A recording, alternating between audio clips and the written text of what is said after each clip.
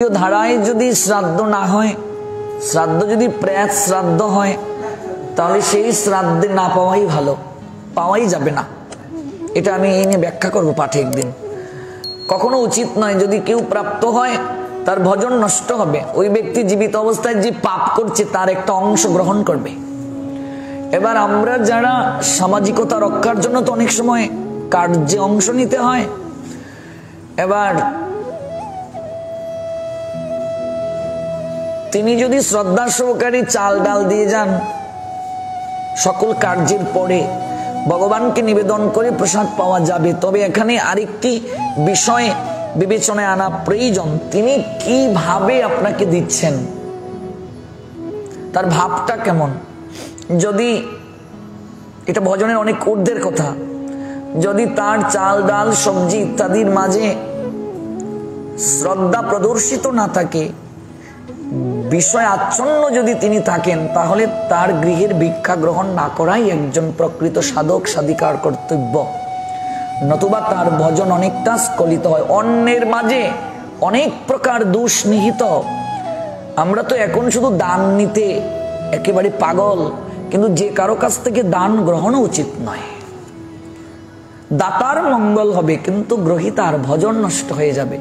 এই জন্য রঘুনাথ দাস তার বাবা জেঠার কাছ থেকে যে দান প্রত্যেক মাসে পাঠাতেন, সেটিও গ্রহণ বন্ধ করে দিলেন, আর মহাপ্রভুকে দিয়েই সেটা তিনি সেবা করিয়ে পেতেন, বন্ধ করে দিলেন। আর বলেন, বিষয়ী অন্ন খেলে মলিন হয় মন, মলিন মনে কবু না হয় শ্রীকৃষ্ণের শরণ। এই জন্য এই দিকটাও বিচার করা আবশ্যক। আর 40 দিনের পূর্বে কোনো বৈষ্ণবের কারো গৃহ থেকে শ্রাদ্ধ চলে যাওয়ার পরও কোনো কিছু গ্রহণ উচিত নয়। অবশ্যই যাওয়া যাবে, প্রসাদ পাওয়া যাবে।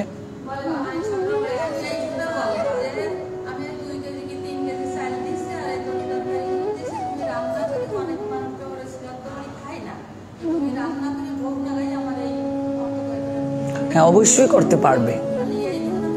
এই যে বললাম, করতে পারবে তো।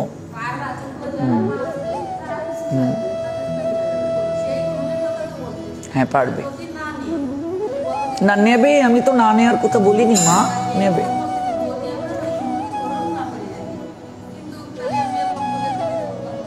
সবাইকেই দেবে। আর সমাজে চলতে গেলে তো অবশ্যই আমাদের অনেক কিছু মেনে চলতে হয়। না নেওয়ার কথা তো বলিনি, অবশ্যই নিতে পারবে।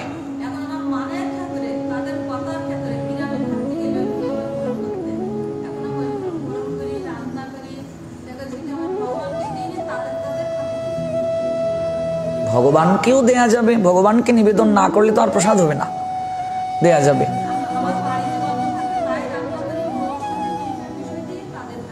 ওই তো একই কথাই হলো, প্রসাদ মেশালে তো প্রসাদ হবেই। বলুন।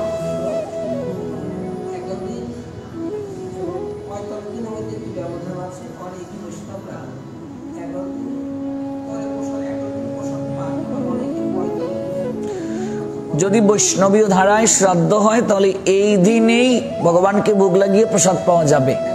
হ্যাঁ, পাওয়া যাবে। হ্যাঁ, শ্রাদ্ধ। কিন্তু আমাদের শ্রাদ্ধগুলো তো বৈষ্ণবীয় ধারায় হচ্ছে না, প্রেত শ্রাদ্ধ হচ্ছে। এবং প্রায় সব শ্রাদ্ধই তামসিক শ্রাদ্ধ হচ্ছে। যে ব্রাহ্মণ শ্রাদ্ধ করছেন তিনিও তো আচরণশীল নন, তিনিও তো যথাযথভাবে শ্রাদ্ধ করছেন না। এবার এই দিকটাও একটু বিচার করা আবশ্যক। যদি সঠিক ধারায় হয়, নিশ্চয়ই গ্রহণ করা যাবে। কেন নয়, গ্রহণ করা যাবে। বলুন।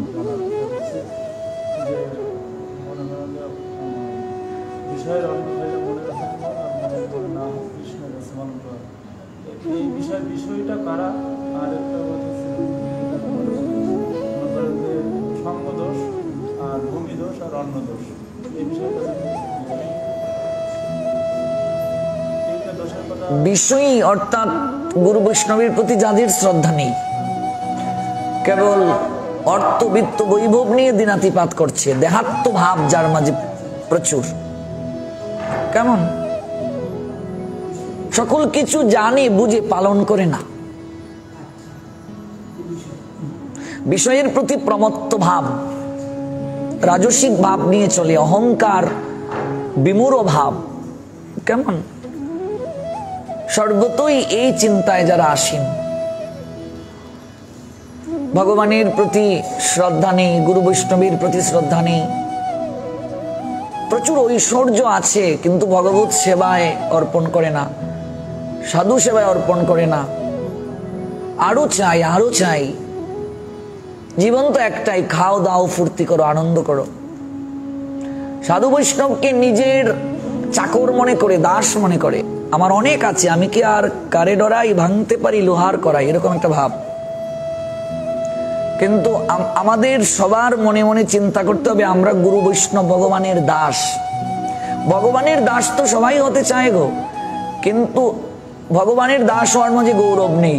ভগবানের দাসের দাস যারা চিন্তা নিজেকে করতে পারে তারাই প্রকৃত ভক্ত, দাসানুদাস, তারাই তো বিষয়ী।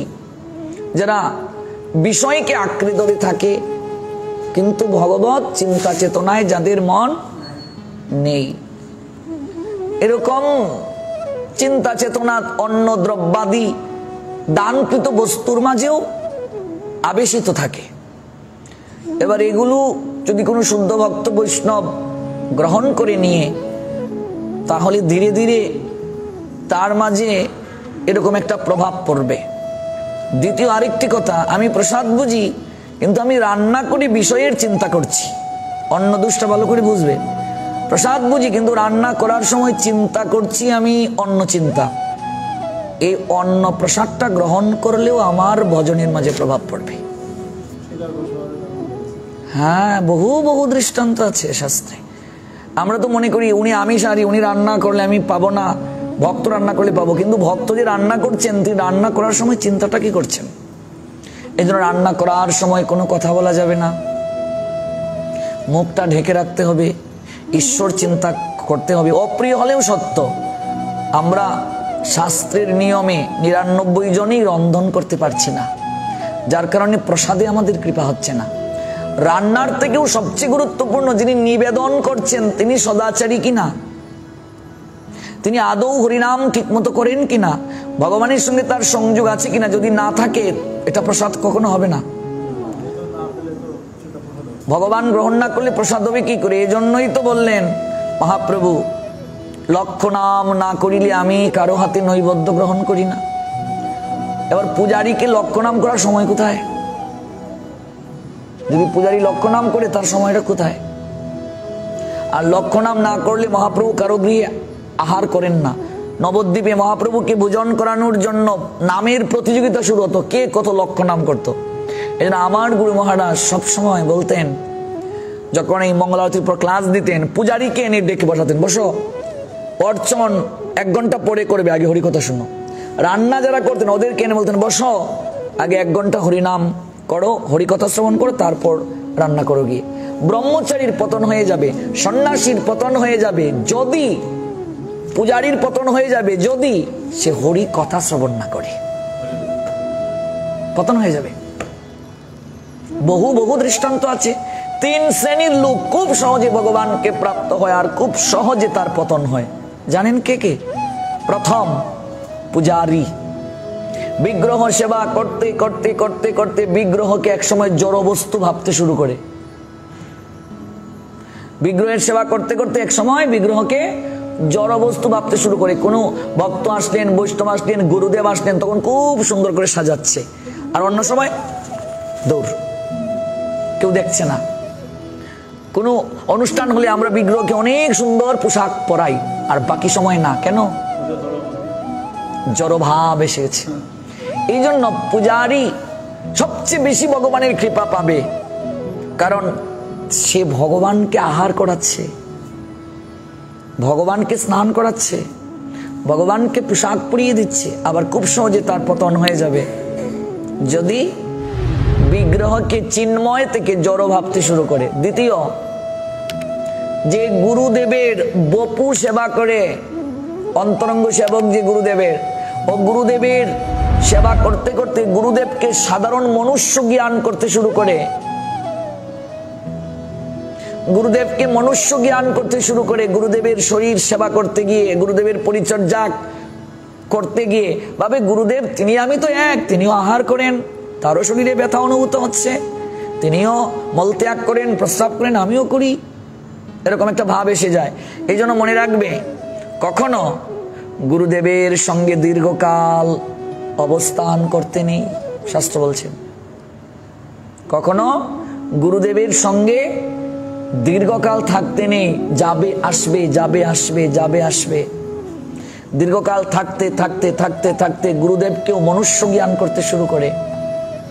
সনাতন দাস বললেন, গুরুকে মনুষ্য জ্ঞান না করো, কখনো পারবে না, পতন হয়ে যাবে। বহুজনকে দেখেছি, রামচন্দ্রপুরী তার প্রকৃষ্ট প্রমাণ, মাধবেন্দ্রপুরীর শিষ্য। তৃতীয়, আমাদের মতো আলোচক যারা, ওদের পতন সবচেয়ে বেশি। আর খুব সহজে ওরা ভগবানের কৃপা পাবে। গুরু সেবক যে, গুরুদেবের অন্তরঙ্গ সেবক যে, খুব সহজে ভগবানের কৃপা পাবে, খুব সহজে গুরুদেবের কৃপা পাবে। মনে রাখবে, সবচেয়ে কৃপা চরণ সেবার মাঝে। কিন্তু বন্দময়ী সাবধান মতে, সবচেয়ে শ্রেষ্ঠ কৃপা গুরুদেবের শরীর সেবার মাঝে। শরীর মানে শুধু মেসেজ করে দেয়া নয়, সর্বতভাবে তার সুখ দুঃখে পাশে থাকা, এটাই বপু সেবা। সেবায় দেবতা বন্দী হয়ে যায়। যাহা প্রাপ্তি সম্ভব নয়, তাহাও প্রাপ্তি হয়ে যায়, সেবার এত ক্ষমতা। আমার গুরুদেব বলতেন,